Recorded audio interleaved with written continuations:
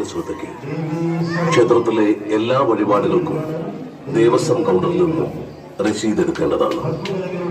പ്രധാന വഴിപാടായ തട്ടം, പട്ട്, സ്വർണത്താലി, ആൾരൂപം, എണ്ണ, നെയ്യ്, മഞ്ഞൾപ്പൊടി, കുരുമുളക്, വാൾ, ചിലമ്പ് എന്നീ വഴിപാട് സാധനങ്ങൾ ദേവസ്വത്തിന്റെ വിവിധ കൗണ്ടറുകളിൽ നിന്നും ലഭിക്കുന്നതാണ്.